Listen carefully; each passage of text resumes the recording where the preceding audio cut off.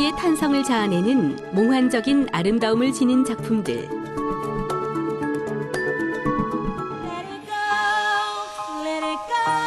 인기 애니메이션의 재미를 더하는 컴퓨터 그래픽과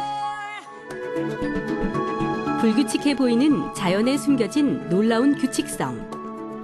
이들의 공통점은 바로 프랙탈인데요. 자기 복제를 통해 자연과 일상의 신비한 패턴을 만들어내는 프랙탈의 놀라운 세계를 지금부터 만나보시죠. 안녕하세요. 이야기로 이해하는 수학의 원리, 수학으로 푸는 세상의 비밀의 MC 김수현입니다.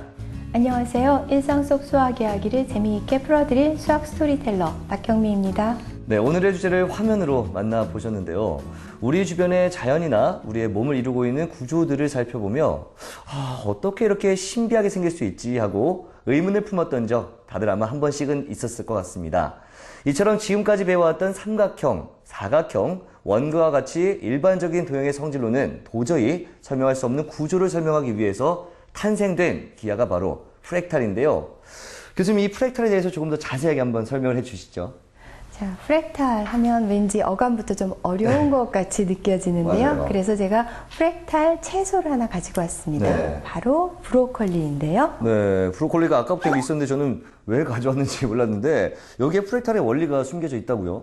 자, 이 브로콜리를 보시면은요, 네. 이제 전체적인 모양이 있죠. 네. 근데 이 부분으로 들어가서 보면은 네. 또 전체적인 모양이 축소된 방식으로 들어있어요. 자, 잘라내 볼까요? 네. 자, 이 전체적인 모양이 또 들어있죠. 그러네요. 예.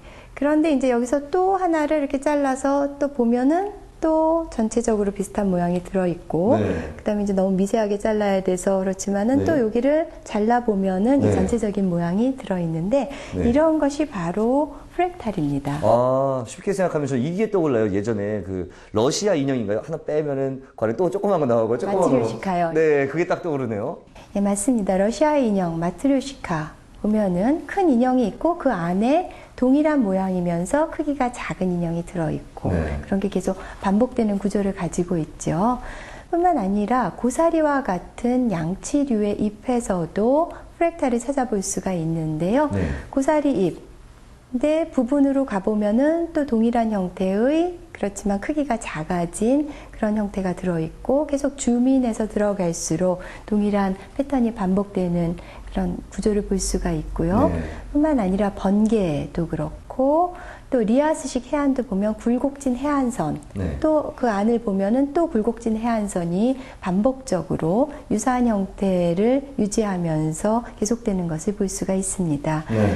이처럼 자연에서 프랙탈을 많이 찾아볼 수 있기 때문에 흔히 프랙탈을 자연의 기하학이라고도 합니다. 네. 그렇다면 이 프랙탈은 어떻게 발견이 된 거죠? 프랙탈에 대한 논의가 대중적으로 알려지게 된 것은 망델브로라는 프랑스 수학자를 통해서인데요. 네. 만델브로트라고도 발음을 했었고 최근에는 외래어 표기법에 따라 망델브로라고 발음을 하는데 네. 2010년에 타계했는데 우리나라에도 2번이나 오셨던 분이에요. 근데 이분이 1967년 사이언스지에 영국 해안선의 총 길이는 어떻게 되는가라는 그런 제목의 논문을 발표했어요. 네. 그러면서 프랙탈의 아이디어가 나오게 됐습니다. 근데 이 해안선은요, 직선이 아니고 이렇게 구불구불하잖아요. 그걸 길이를 어떻게 잴 수가 있죠? 그렇죠. 구불구불하기 때문에 네. 해안선의 길이를 재기가 어려운 건데 네. 여기 영국 지도가 있고요. 그래서 이제 큰 자로 잰다. 단위 길이가 이제 1인 걸로 쟀을 때 네.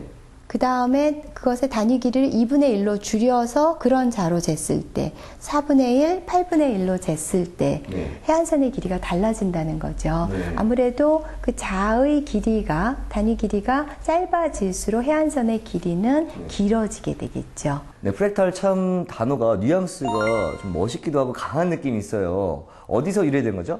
자, 프랙탈이라는 단어는 프랙투스라는 그리스어에서 비롯이 됐는데요. 네. 프랙투스는 쪼개지다, 부서지다 이런 뜻을 가지고 있어요. 네.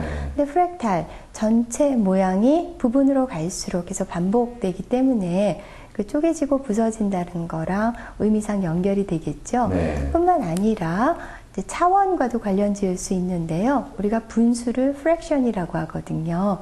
그런데 프랙탈의 차원을 구해보면 분수가 돼요. 네. 우리가 일반적으로 선분 같은 경우는 1차원, 평면은 2차원, 입체는 3차원 이렇게 되잖아요. 그런데 프랙탈의 차원은 1차원이나 2차원이 아니라 1과 2의 중간이 뭐 1.2 얼마, 1.3 얼마 차원 이런 식이 되기 때문에 분수 차원이 되는 거죠. 아, 그렇군요. 맞아, 프랙탈 하니까 제가 어디서 들어본 것 같은데 생각을 해보니까 요즘에 한창 빠져있는 애니메이션이 있거든요. Let it go. 네, 거기 보면 엘사가 그 성에서 뛰쳐나와서 자기만의 얼음성을 만들잖아요. 쫙쫙 만들 때. 그 장면 제가 되게 멋있고 감동적이어서 여러 번 봤는데 그 장면에 프랙탈이라는 단어가 들어가 있는 걸로 저는 알고 있거든요. 그렇습니다. 사실 눈의 결정을 보면 육각형 모양이잖아요. 네. 근데 그 눈의 결정을 또 줌인해서 또 보면은 부분을 보면은 네. 그 육각형 구조가 그 안에 들어있고 또 그 안에 육각형 구조가 들어있는 그런 프랙탈 구조를 가지고 있는데 저도 엘사가 네. 그 마법을 부리면서 그 왕궁을 지을 때 보면은 쫙 그 프랙탈 형상이 나타나는 것을 볼 수가 있었고 그게 아주 감동적이었죠. 네. 이 닮은 도형이 무한히 계속적으로 작아지면서 반복되는 것들, 이걸 보고 우리가 프랙탈이다 이렇게 말할 수 있는 거잖아요. 네, 그렇다면 이 프랙탈의 원리를 수학에 적용한 프랙탈 도형은 어떤 특징을 가지고 있을까요? 2009년 미국의 네바다주에 있는 블랙록 사막에 정체 모를 그림이 발견됐는데요. 모두 1000개가 넘는 원으로 구성된 이 그림은 지름이 약 4.8km, 둘레가 무려 15km 이상인데요. 그 크기는 영국 런던에 있는 축구장 웸블리 스타디움이 176개 들어간 것보다 더 크며 전체를 감상하기 위해선 4만 피트 상공으로 올라가야 한다는데요. 더 놀라운 것은 이 도형은 아폴리안 게스킷이라고 불리는 프랙탈 도형의 일부라는 점이죠. 거대한 사막 그림으로 그려진 아폴리안 게스킷.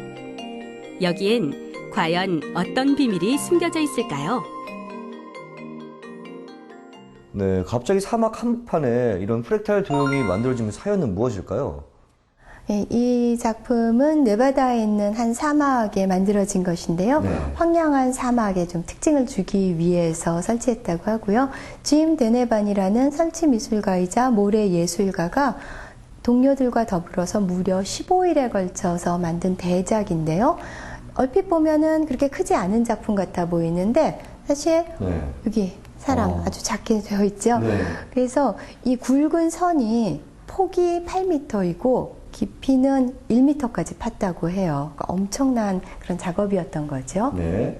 정확한 이름이 아폴로니안 게스킷이에요. 이 도형은 어떤 모양인가요? 함께 그려볼까요? 네. 여기 동일한 크기의 원이 3개 있고요. 네. 그 세 원에 동시에 접하는 원을 그리는 거예요. 그러면 아주 작은 원이 하나 들어갈 것이고 이 바깥으로 큰 원이 하나 그려지겠죠. 네. 이제 5개의 원이 있어요. 그러면 이 또 5개의 원들 중에서 세 원에 접하는 원을 또 그려 넣는 거예요. 그러면 여기에 하나, 둘, 셋, 넷, 다섯, 6개, 6개가 더 그려져서 그 다음 단계에서는 11개의 원이 있게 되는 거죠. 네. 자, 이런 방식으로 세 원에 동시에 접하는 원들을 그려가면 그게 바로 아폴로니안 게스킷이 됩니다. 네. 아폴로니안 게스킷 모양이 이거 하나만 있는 건 아니죠? 예, 이 원의 크기나 접하는 방식에 따라 여러 가지 아폴로니안 게스킷이 만들어질 수 있고 네. 뿐만 아니라 이처럼 그 입체 도형으로도 아폴로니안 게스킷을 만들 수 있어요. 근데 이 아폴로니안이라는 그 명칭은 아폴로니우스의라는 뜻인데 네. 아폴로니우스는 원에 대해서 아주 다양한 연구를 했던 고대 그리스의 수학자입니다. 네, 그렇군요.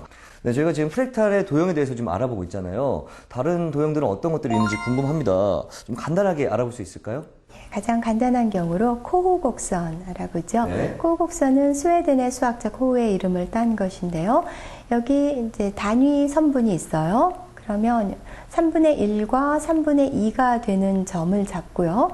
그 3분의 1과 3분의 2점 사이에 이렇게 산 모양으로 정삼각형 모양으로 이렇게 올려요. 네. 자, 그러면은 이 단위 선분이 4개가 생겼죠.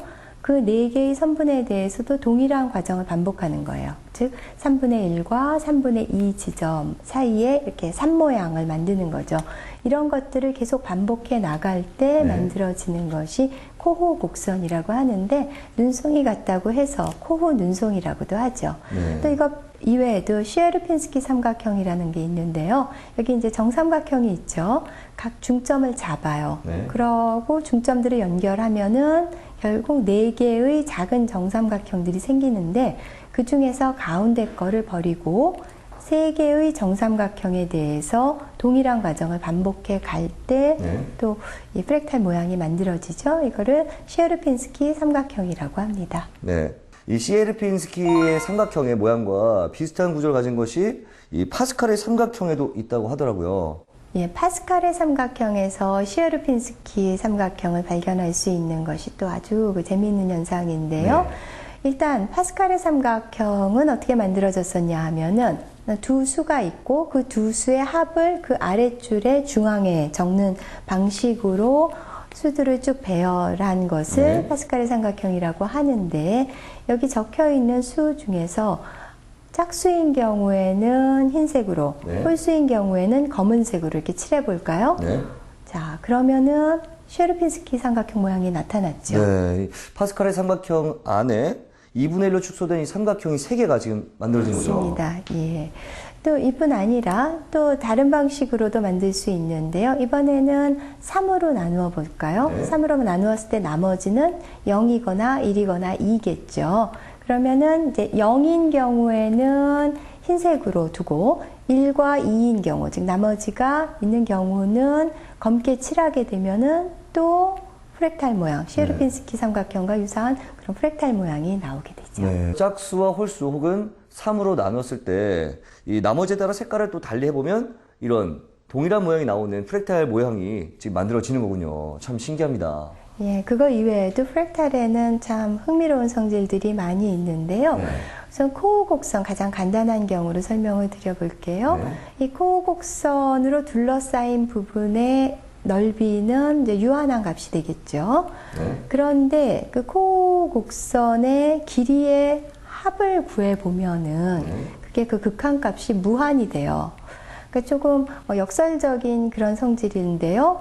유한한 넓이를 갖는데 그 둘레 길이의 극한값은 무한이 된다는 것이죠. 네, 그렇군요. 우리의 인체 속에서도 프랙탈이 관찰된다고 해요. 어떤 예가 있을까요? 예, 인체에서 프랙탈을 찾아볼 수 있는 그 이유가 바로 방금 말씀드린 코호 곡선의 성질에서부터 설명될 수가 있는데요.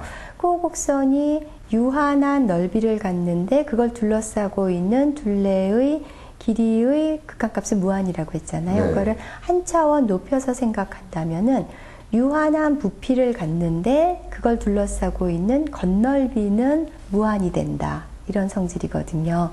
그러면은 우리 신체 기관은 제한된 그런 부피를 가져야 되겠죠. 그런데 그걸 둘러싸고 있는 겉넓이가 이제 무한의 극한값이 무한이 되면 이제 유리한 측면이 있는 거예요. 예를 들어서 이제 폐 같은 경우도 거기에 이제 수많은 실핏줄이 있어야 되죠. 산소 운반을 위해서는.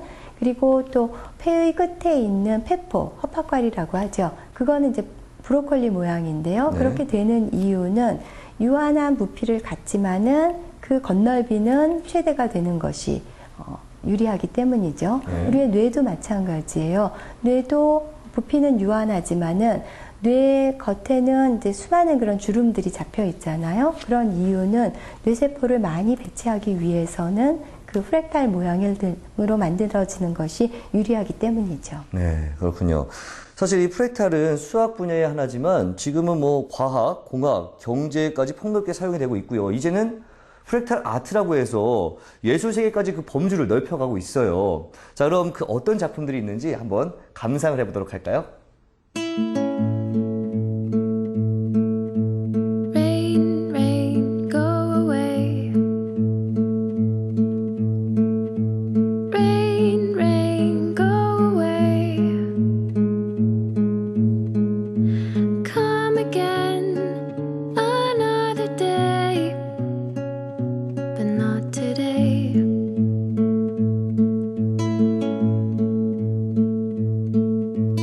Rain,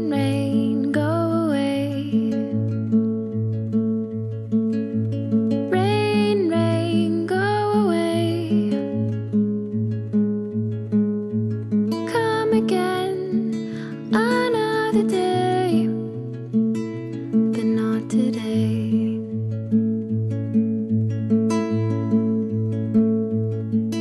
Go on and take your lonely clouds. We don't need you here. 네, 화려한 프랙탈 아트, 예술 작품에 버금가는 그런 가치를 가지는 것 같습니다. 예, 프랙탈 아트는 새로운 미디어로 간주되는 디지털 아트의 한 네. 유형인데요. 이거는 이제 손으로 작업을 한 것이 아니라 소프트웨어를 이용해서 또 프랙탈의 아이디어를 적용해서 컴퓨터로 만들어낸 그런 작품들이죠. 이렇게 사이버 공간에서의 네. 프랙탈 아트도 있지만은 실제 또 미술 작품에서 프랙탈을 찾아볼 수 있는 경우가 있는데 네. 그것이 바로 그 잭슨 폴락의 작품입니다. 네. 아, 지금 이 그림인가요? 아, 사실 이런 그림 보면은 아마 누구나 한 번쯤은 생각해 봤을 거예요. 아니면 도전을 해보든지, 아, 이 작품은 나도 그리겠다. 그냥 뭐 이렇게 한 것 같거든요. 그렇죠. 하지만 이게 대단한 작품들이잖아요. 잭슨 네. 폴락이라는 추상 표현주의 화가가 이제 드리핑 기법, 네. 이렇게 흩뿌리는 방식으로 네. 만들어낸 그런 작품인데요. 근데 많은 예술가들이 그렇듯이 이 잭슨 폴락 역시 자동차 사고로 젊은 나이에 요절을 했습니다. 근데 왜 이렇게 폴락의 작품이 사랑을 받았을까요? 글쎄요. 제가 봤을 때는 뭔가 이 무질서의 미학? 뭐 이런 게 느껴지는 것 같은데요. 무질서의 미학, 네. 이 작품에 대한 아주 멋진 해석인 것 같습니다. 물리학자인 리차드 테일러는 폴락의 작품을 분석해서 네. 프랙탈을 이 안에 내재해 있다는 것을 발견했는데요. 또 하나 재밌는 것은 이 프랙탈 차원이 초기 작품에서 중기, 후기 작품으로 갈수록 높아진다는 거예요. 그래서 이 작품의 경우는 1948년 작품으로 프랙탈 차원은 1.45예요. 네. 그런데 이 51년 작품으로 가면은 프랙탈 차원이 1.72로 높아지게 됩니다. 네. 이 프랙탈이 잭슨 폴락의 진품 논쟁에도 아주 큰 역할을 기했다고 하더라고요. 맞습니다. 이 잭슨 폴락이 워낙 이제 젊은 나이에 갔기 때문에 네. 그 이후에 폴락의 작품이라고 주장되는 그런 유작들이 많이 나왔는데요. 2003년의 경우에는 뉴욕에서 이제 24점이나 그 폴락의 작품이라고 주장되는 것들이 나왔고, 리차드 테일러 교수가 밝혔던 그 프랙탈이 그 진품인지의 여부를 결정해 주는데 아주 중요한 역할을 했던 거죠. 네. 지금까지 불규칙하고 특이한 자연현상인 이 프랙탈에 대해서 알아봤는데, 교수님, 프랙탈을 한마디로 정의를 해주신다면? 자, 자기 닮음 구조를 갖는 프랙탈을 한마디로 정의한다. 네. 쉽지는 않은 것 같은데, 그냥 뭐 하나를 보면 열을 안다. 뭐 우리 속담에 네. 있는 거잖아요. 그거는 사실 다른 맥락이긴 하죠. 하나 보면 나머지 것도 다 예측 가능하다는 건데, 네. 사실 프랙탈은 한 부분만 보면은 나머지 부분들, 그 내부에 있는 것도 네. 어떻게 닮은 구조가 반복될지 보이니까 그냥 하나를 보면 열을 안다. 이렇게 정리하면 어떨까요? 그러니까 프랙탈은 하나를 보면 열을 안다. 아, 깔끔한 정리인 것 같습니다. 갈릴레오 갈릴레이는 신은 수학이라는 언어로 우주를 창조했다고 말을 했습니다. 이 말은 꼭 프랙탈을 일컫는 것 같은데요. 우리 몸속 작은 기관부터 설명할 수 없는 자연현상, 우주까지 결국 모든 것에 숨겨져 있는 프랙탈 구조. 너무 어렵게 생각하지 마시고 지금부터 그 매력을 찾아보는 건 어떨까요? 그럼 저희는 다음 주에 즐거운 수학과 함께 다시 찾아뵙겠습니다.